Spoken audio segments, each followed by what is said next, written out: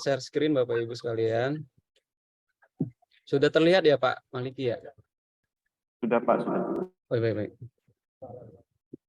Oke, baik. Assalamualaikum warahmatullahi wabarakatuh.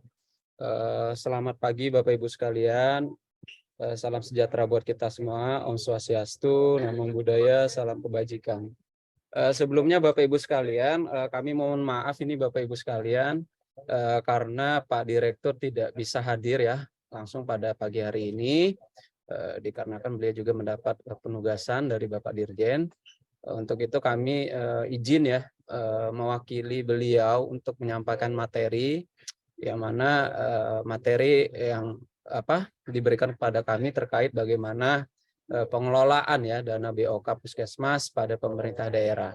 Sebelumnya yang saya hormati Ibu Karo Perencanaan dan Penganggaran Kemenkes, Ibu Linda, kemudian tadi Pak Doni selaku narasumber ya, Kasubdit DAK Non Fisik Kementerian Keuangan, Bapak Ibu sekalian dari Direktorat Pasienkes, dan juga Bapak Ibu sekalian Dinas Pengampu ya, DAK Non Fisik BOK, maupun juga saya lihat hadir juga perwakilan dari Puskesmas ya, Puskesmas penerima BOK untuk 2023 ini.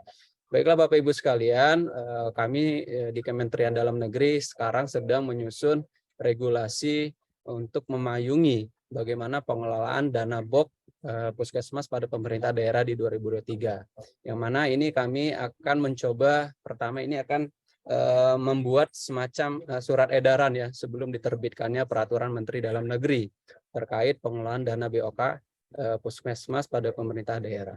Bapak Ibu sekalian, mungkin ada 4 poin yang ingin kami sampaikan pada kesempatan kali ini. Pertama, pengelolaan dana non fisik BOK dalam APBD di 2023. Kemudian bagaimana implikasi dari kodifikasi, klasifikasi, dan nomenklatur perencanaan pembangunan dan keuangan daerah terhadap kebijakan DAK. Kemudian kami ingin menyampaikan sedikit gambaran ya, rancangan dari surat edaran yang kami susun terkait pengelolaan dana BOK Puskesmas. Terakhir, monitoring dan evaluasi pelaksanaan DAK non-fisik di daerah di 2022. Bapak Ibu sekalian yang saya hormati, mungkin sekilas bahwasanya dengan terbitnya Undang-Undang 1 tahun 2022 tentang hubungan keuangan pemerintah pusat dan daerah, DAK adalah bagian dari transfer ke daerah yang dialokasikan dengan tujuan untuk mendanai program, kegiatan, dan atau kebijakan tertentu yang menjadi prioritas nasional dan membantu operasionalisasi layanan publik, yang mana penggunaannya ini sudah ditentukan oleh pemerintah. Ini berdasarkan pasal 1 angka 72 Undang-Undang 1 tahun 2022. Nah, kemudian sejalan dengan itu di pasal 131 ayat 1 menjelaskan bahwa tujuan DAK ini diberikan adalah untuk mencapai prioritas nasional, kemudian mempercepat pembangunan daerah, mengurangi kesenjangan layanan publik, mendorong pertumbuhan perekonomian daerah, dan mendukung operasionalisasi layanan publik. Nah, jadi itu adalah tujuan dilakukan atau diberikannya dana DAK ini, Bapak Ibu sekalian. Nah, selanjutnya bahwasanya di Undang-Undang 1 terdapat 3 jenis ya, ada DAK fisik, kemudian DAK non fisik, dan yang terbaru adalah pengaturan hibah ya, hibah kepada daerah. Ini termasuk ke dalam kelompok jenisnya DAK juga nanti. Yang mana aturan main nanti akan dirinci ya ke dalam rancangan peraturan pemerintah tentang transfer ke daerah. Selanjutnya Bapak Ibu sekalian, terdapat juga sinergi pendanaan. Jadi pendanaan program kegiatan dan atau subkegiatan DAK ini tidak hanya bersumber dari dana DAK itu sendiri, melainkan juga nanti dapat disinergikan dengan sumber pendanaan lainnya yang bersumber dari TKD seperti DAU, DBH, kemudian lain-lain pendapatan transfer ya, termasuk juga pembiayaan utang, KPBU, dan atau belanja KL yang dialihkan. Belanja KL yang dialihkan ini dalam artian manakala KL masih mendanai urusan daerah. Nah, ini akan dialihkan belanjanya menjadi belanja DAK seperti itu. Nah, baiklah selanjutnya Bapak Ibu sekalian, kita masuk ke bab pertama, yaitu bagaimana pengelolaan DAK non fisik BOK di dalam APBD 2023. Tentu saja bahwasanya jenis DAK non fisik BOK ini tertuang ya di dalam RKP di tahun 2023 yang sudah ditetapkan. Yang mana ini masih eksis dari tahun ke tahun karena memang termasuk urusan pemerintahan yang terkait pelayanan dasar seperti itu. Yang mana juga menjadi amanat untuk pemenuhan SPN di daerah. Nah, selanjutnya kalau kita bicara APBD ya Bapak Ibu sekalian, kalau kita membuka struktur APBD, ini terdiri dari pendapatan, belanja dan juga pembiayaan. Nah, berkaitan dengan DAK non fisik, dia masuk ke dalam akunnya pendapatan ya, di mana di dalamnya ada pendapatan transfer yang dibagi lagi, yaitu transfer pemerintah pusat dan transfer antar daerah. Nah, untuk DAK non fisik ini masuk ke dalam kelompok transfer pemerintah pusat yang di dalamnya ada dana perimbangan ya, ada DTU yaitu DAU ya dan DBH dan juga DTK atau dana transfer khusus yang dibagi menjadi DAK fisik dan DAK non fisik seperti itu. Jadi kalau bicara DAK otomatis ketika sudah masuk ke RKUD atau ke ranahnya pengelolaan keuangan daerah maka wajib mempedomani aturan main atau regulasi di bidang pengelolaan keuangan daerah seperti itu Bapak Ibu sekalian. Selanjutnya kalau dari sisi perencanaan penganggaran mungkin boleh kami sampaikan bahwasannya memang di daerah setiap tahunnya ini menyusun atau menetapkan RKPD ya atau rencana kegiatan pemerintah daerah. Ini ditetapkan per tahun atau setiap tahun seperti itu. Yang mana RKPD ini memang menjadi pedoman bagi kepala daerah dan DPRD untuk menyusun yang namanya KUA dan PPAS, kebijakan umum anggaran dan prioritas plafon anggaran sementara ya. Nah, ini dibahas dan disetujui bersama, kemudian dituangkan ke dalam nota kesepakatan, kemudian nota kesepakatan tersebut ditindaklanjuti dengan surat edaran ya. Nah, surat edaran itulah yang menjadi referensi bagi teman-teman di seluruh SKPD di lingkungan Pemda untuk menyusun namanya RKA atau Rencana Kegiatan dan Anggaran SKPD. Nah, kemudian seluruh RKA ini akan diverifikasi oleh tim anggaran pemerintah daerah yang dikoordinator oleh Sekda. Kemudian setelah diverifikasi, maka dituangkan ke dalam Raperda ya. Raperda itu rancangan perda tentang APBD yang mana di dalam timelinenya paling lambat 30 November ini sudah disetujui bersama antara kepala daerah dan DPRD. Nah, untuk selanjutnya tahapan berikutnya adalah raperda tersebut disampaikan ke Mendagri, kemudian dievaluasi untuk yang provinsi dievaluasi oleh Mendagri, kemudian kabupaten kota itu dievaluasi oleh gubernur selaku wakil pemerintah pusat. Ini sesuai jenjangnya ya seperti itu. Setelah dilakukan evaluasi sudah sesuai dengan regulasi yang ada, ketentuan yang lebih tinggi, maka ditetapkannya namanya Perda APBD atau Peraturan Daerah tentang Anggaran Pendapatan dan Belanja Daerah yang berlaku selama periode 1 tahun ya seperti itu. Yang mana batas waktu ini kami state di dalam regulasi paling lambat memang idealnya 31 Desember ya Bapak Ibu sekalian, ini sudah ketok palu Perda APBD. Namun kami melihat masih ada juga beberapa daerah yang penetapan Perda APBD ini melewati batas waktu yang telah kami tentukan. Nah, seperti itu ya Bapak Ibu sekalian. Nah, kalau secara normalnya seperti itu memang proses perencanaan penganggaran di daerah. Namun lain halnya kalau kita bicara terkait DAK ya Bapak Ibu sekalian. Karena DAK ini juga kan dasar hukum kita menganggarkan di dalam APBD ini kan pertama harus ada undang-undangnya ya, undang-undang APBN, kemudian perpres rinciannya untuk memastikan berapa alokasi yang diterima. Kemudian terakhir yang krusial adalah Juknis. Nah, alhamdulillah pada saat ini Kemenkes telah menerbitkan Permenkes nomor 42 tahun 2022 ya tentang Juknis penggunaan DAK non fisik bidang kesehatan. Ya, ini memang walaupun melewati ya, boleh dikatakan melewati seperti itu, namun tidak masalah Bapak Ibu sekalian. Karena di dalam regulasi keuangan daerah dari sisi penganggaran kita cukup clear ketika APBD misalkan sudah ketok palu di 31 Desember, Juknis baru keluar, teman-teman daerah dapat melakukan pergeseran anggaran ya dengan memformulasikan ke dalam perubahan DPA dengan cara terlebih dahulu menetapkan perkada tentang perubahan penjabaran APBD cukup dengan pemberitahuan kepada pimpinan DPRD. Untuk selanjutnya nanti ditampung dalam perubahan APBD atau ditampung di dalam LRA bagi teman-teman daerah yang tidak yang tidak melakukan perubahan APBD. Jadi memang seperti itu mekanismenya ya Bapak Ibu sekalian untuk penganggaran DAK di dalam APBD. Nah, selanjutnya Bapak Ibu sekalian, mungkin tadi sudah disampaikan bagaimana proses ya perencanaan penganggaran DAK non fisik yang disampaikan oleh Pak Doni tadi, Bapak Ibu sekalian. Saya skip saja. Kemudian di dalam Permendagri 84 tahun 2022 tentang pedoman penyusunan APBD 2023, kami juga mempertegas bahwasanya penganggaran dan penggunaan DAK non fisik di 2023 ini berpedoman kepada PMK ya. Sekarang kita sudah ada PMK 204 ya sebagai revisi dari PMK sebelumnya ya terkait pengelolaan DAK non fisik. Nah, ini harap teman-teman daerah juga memahami bagian-bagian mana saja yang terjadi perubahan itu atau perubahan kebijakan ya. Seperti tadi ada untuk BOK ini sendiri khususnya yaitu yang mana untuk di 2023 salur langsung ya, tidak melalui RKUD lagi melainkan salur langsung kepada rekening puskesmas, dan itu juga nanti akan kami tindak lanjuti ke dalam surat edaran dan Permendagri ya terkait pengelolaan dana BOK.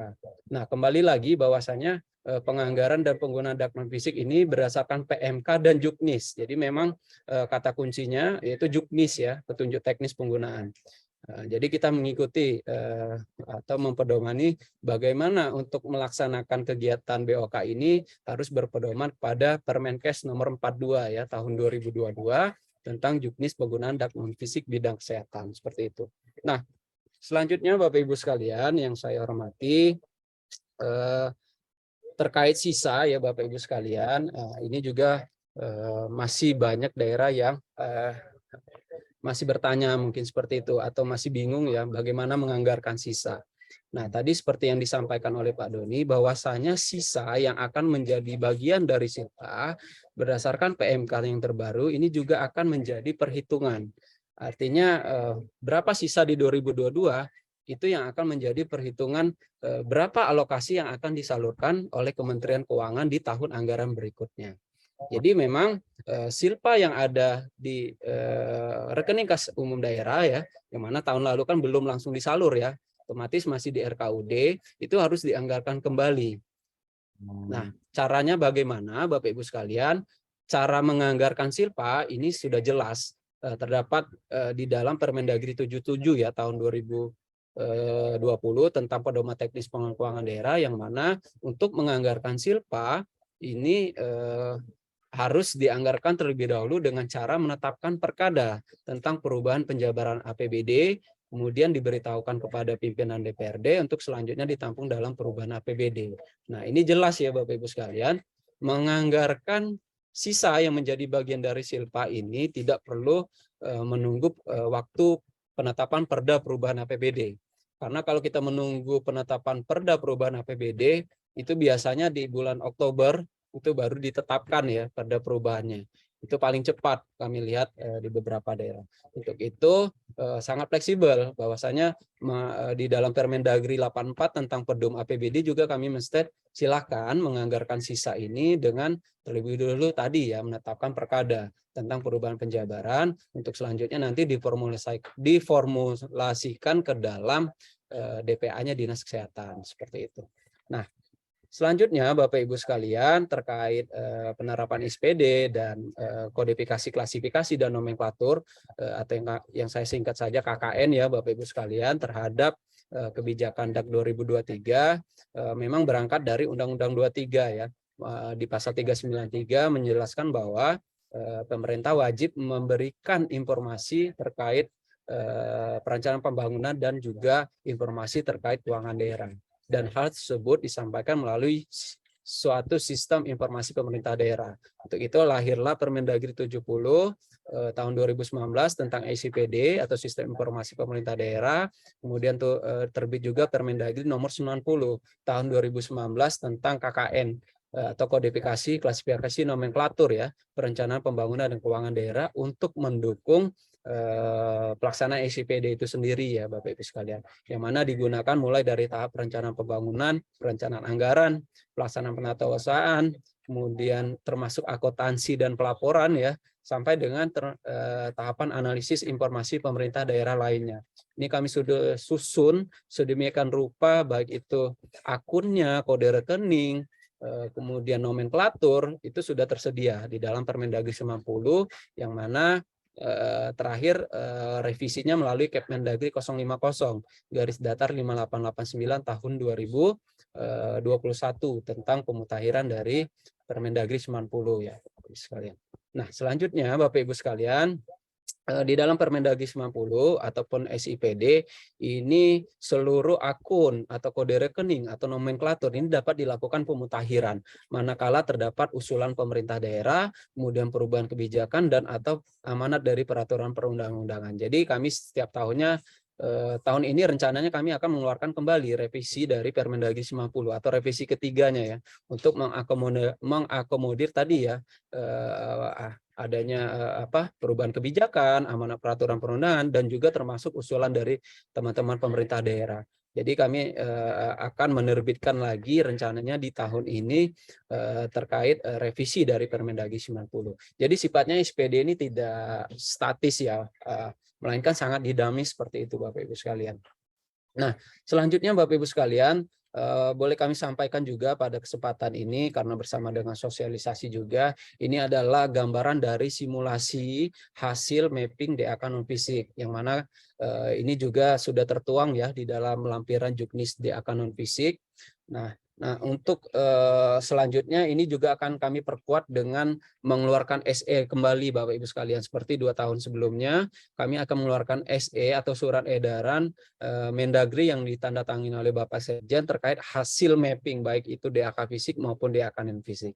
Nah, untuk DAK non fisik bidang kesehatan khususnya untuk BOK Puskesmas, kita ketahui ada beberapa menu ya seperti UKM esensial primer, kemudian insentif nakes, kemudian ada pemberian makanan tambahan lokal, kemudian manajemen puskesmas dan juga kalibrasi. Nah, ini untuk empat menu tadi atau rincian menu tadi sudah kami petakan ke dalam kode rekening yang ada di dalam SIPD. Sebagai contoh untuk insentif tenaga UKM puskesmas ini masih sama ya, saya lihat seperti tahun sebelumnya bahwasanya ini masih di tagging ke dalam nomenklatur operasional pelayanan puskesmas dengan kinerjanya adalah terlaksananya pengelolaan pelayanan kesehatan gizi masyarakat. Indikator adalah jumlah dokumen dengan satuannya adalah dokumen. Ini di kode rekening 102.02.02.02.15. Jadi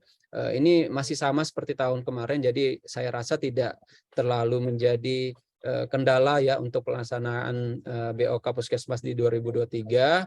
Silakan saja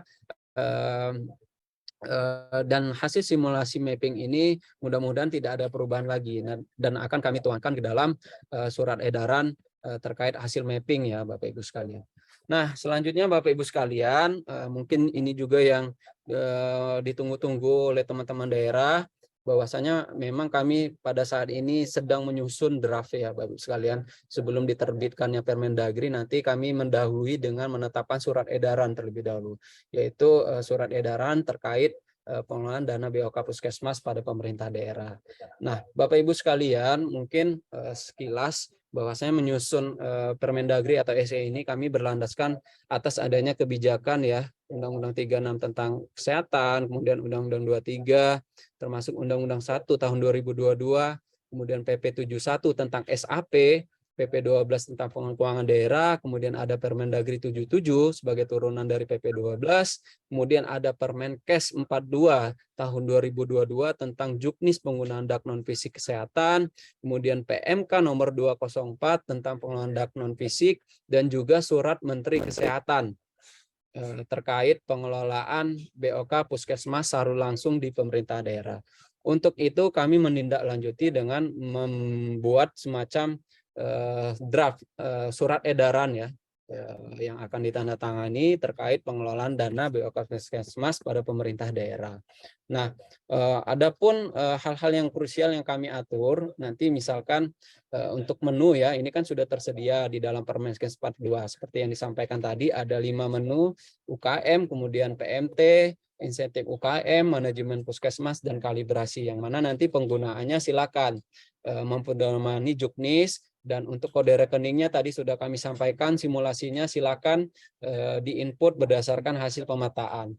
Kemudian hal krusial lainnya adalah penyaluran. Nah, terkait penyaluran, ini dana BOK Puskesmas di 2023 tidak disalurkan lagi ke RKUD, melainkan langsung nanti ke rekening Puskesmas. Seperti itu ya Bapak Ibu sekalian. Ini juga berlandaskan amanat dari PMK dan juga Permenkes Juknisnya itu sendiri ya. Kemudian terkait rekening Puskesmas, sebagaimana diatur di dalam Juknis penggunaan DAK BOK Puskesmas atau Permenkes 42, ini rekening Puskesmasnya akan ditetapkan oleh kepala daerah, dalam hal ini bupati atau wali kota. Nah, yang mana nanti untuk pengaturannya ini mempedomani Juknis ya, yang mana akan ada rekomendasi ya, rekomendasi bank yang ditunjuk. Nah, ini kita memang karena DAK ini kan sudah spesifik, ya silakan nanti Juknis yang mengatur bagaimana penunjukan bank tersebut. Namun yang krusialnya adalah untuk penetapan bank tersebut atau rekening tersebut tetap menjadi kewenangannya daerah. Artinya ditetapkan oleh bupati atau wali kota ya, berdasarkan hasil rekomendasi. Kemudian penggunaan sesuai dengan Permenkes 42. Kemudian di dalam SE juga kami mengatur tugas dan wewenang dari pejabat pengelola, termasuk bagaimana alur untuk pengelolaan ya, mulai dari perencanaan penganggaran, pelaksanaan penatausahaan, pelaporan pertanggungjawaban, sampai dengan pembinaan dan pengawasan. Mungkin seperti itu gambarannya ya Bapak Ibu sekalian.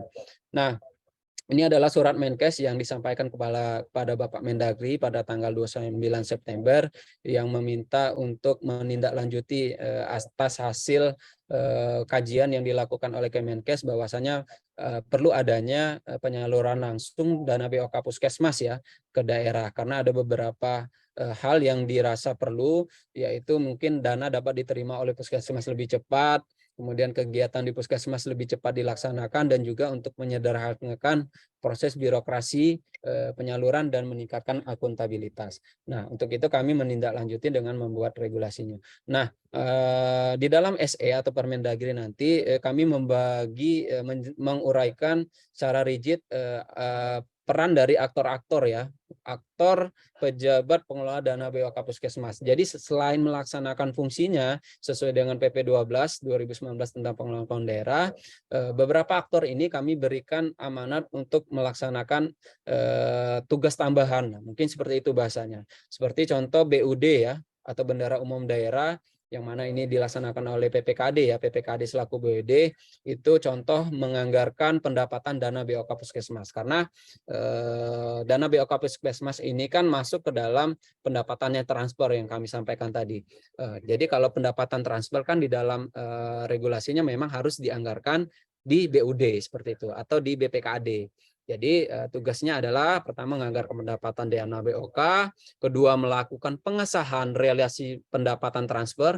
Mengapa mengesahkan realisasi pendapatan transfer? Karena uangnya langsung ditransfer ke rekening Puskesmas, tidak melalui RKUD. Jadi dia nanti akan cukup melakukan pengesahan berdasarkan notifikasi penyaluran atau informasi yang disampaikan oleh Puskesmas kepada BPKD bahwasanya uang sudah diterima ke rekening bendahara seperti itu.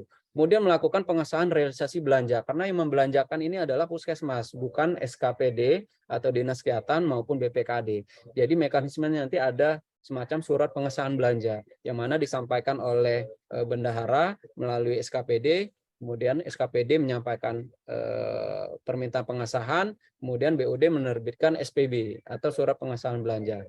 Nah, kemudian melakukan pencatatan realisasi pendapatan, melakukan pencatatan ya realisasi pendapatan dan belanja dana BOK Puskesmas, kemudian melakukan pembinaan pengelolaan keuangan dana BOK Puskesmas.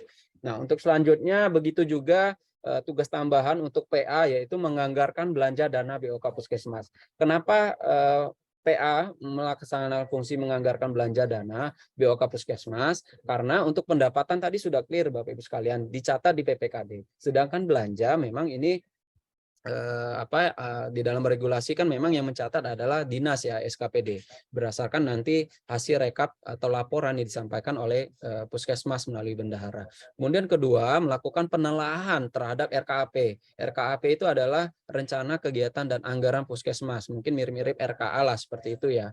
Kemudian menandatangani SP2B, kemudian menyusun dan menyampaikan laporan keuangan dana BOK puskesmas, dan mengawasi pelaksanaan anggaran dana BOK puskesmas. Kemudian PPKD yaitu melakukan rekon ya atas laporan penggunaan belanja dana BOK puskesmas, menyiapkan SP2B dana BOK puskesmas. Nah, ini masih kami pertimbangkan juga ya Bapak Ibu sekalian, untuk yang menyiapkan SP2B ini apakah bendahara di puskesmas ataupun nanti di dinas seperti itu. Ini kami akan coba minta masukan juga ke teman-teman daerah seperti itu. Kemudian ketiga, melakukan verifikasi hasil rekon atas laporan penggunaan belanja dana BOK puskesmas. Ini juga kami atur.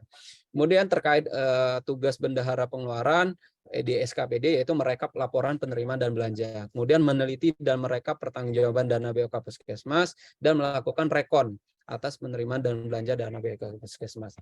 Nah, selanjutnya untuk penanggung jawab yaitu kepala puskesmas, ada beberapa tugas dan wewenang ya Bapak Ibu sekalian. Nah, ini juga nanti akan kami atur di dalam surat edaran ataupun nanti di dalam Permendagri untuk lebih teknis dan lebih rigidnya seperti itu ya Bapak Ibu sekalian. Nah, termasuk juga tugas dari bendahara dana BOK puskesmas ya Bapak Ibu sekalian, ada beberapa tugas yang harus dilaksanakan oleh bendahara puskesmas. Nah, kemudian juga yang perlu kami sampaikan bahwasanya bendahara puskesmas dan kepala puskesmas ini akan ditetapkan oleh kepala daerah ya atau bupati wali kota, dan format untuk hal tersebut juga kami akan siapkan ke dalam surat edaran maupun di dalam lampiran Permendagri terkait pengelolaan dana BOK puskesmas.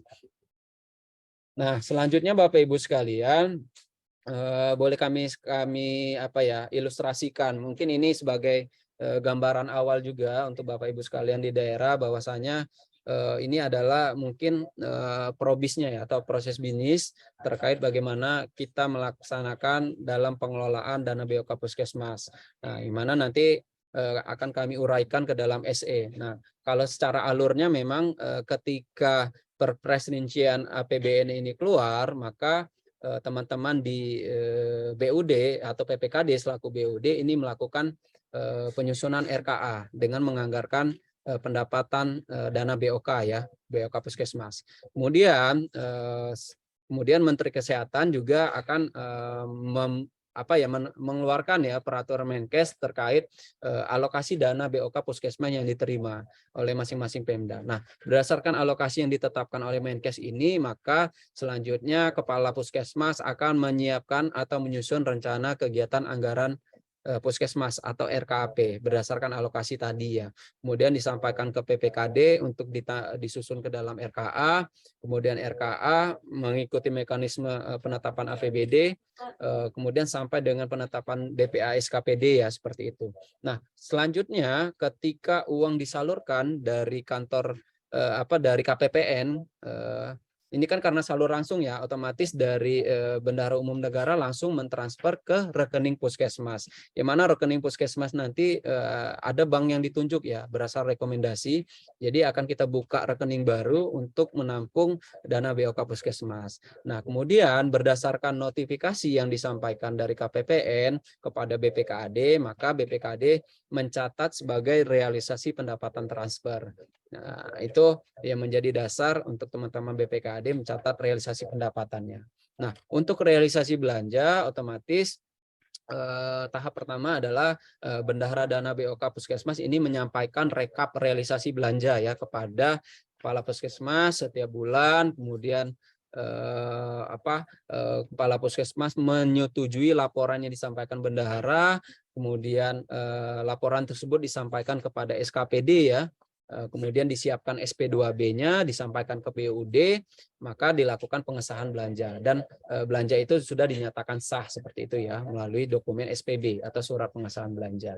Nah, untuk bagaimana pelaporan realisasi penerimaan dan belanja, Nah, berdasarkan BKU ya atau buku kas umum dan buku pembantu. Jadi buku pembantu ini kan ada beberapa macam ya. Ada buku pembantu kas, ada buku pembantu bank, buku pembantu pajak. Nah, ini dicatat setiap terjadi transaksi belanja di puskesmas ini bendahara mencatat ke dalam buku-buku tadi ya Bapak Ibu sekalian. Kemudian bendahara dana BOK puskesmas ini menyusun laporan realisasi belanja dana BOK. Kalau penerimaan kan di PPKD tadi, jadi hanya menyusun laporan realisasi belanjanya saja untuk dana BOK. Kemudian kepala puskesmas menerima laporan, kemudian disetujui, kemudian disampaikan kembali kepada kepala SKPD. Kemudian kepala SKPD melalui PPK SKPD. PPK SKPD itu adalah pejabat penata usahaan keuangan SKPD ya. Jadi beda ya PPK dengan PPK yang di pusat. Kalau PPK yang di pusat itu adalah penjabat pembuat komitmen. Jadi kalau di daerah itu memang tidak mengenal istilah PPK ya, pejabat pembuat komitmen, melainkan PA atau pengguna anggaran. Nah, kembali lagi PPK SKPD ini melakukan rekon nanti. Setiap melakukan rekon berdasarkan rekap realisasi belanja tadi yang disampaikan puskesmas. Ini pada setiap semester disertai dengan bukti-bukti pengeluaran dan juga SPTJM puskesmas ya, kepala puskesmas atau surat pernyataan tanggung jawab mutlak. Nah, ini juga nanti akan kami siapkan ya Bapak Ibu sekalian beberapa format yang dapat digunakan sebagai untuk panduan bagi teman-teman di daerah. Nah, itu mungkin secara singkat. Nah, untuk pelaporan laporan keuangan dan pertanggungjawaban ini otomatis nanti kan masuk dikonsolidasikan ke dalam laporannya keuangan pemerintah daerah ya. Jadi masuk ke dalam laporan keuangan SKPD sebelum dikonsolidasikan ke dalam LKPD.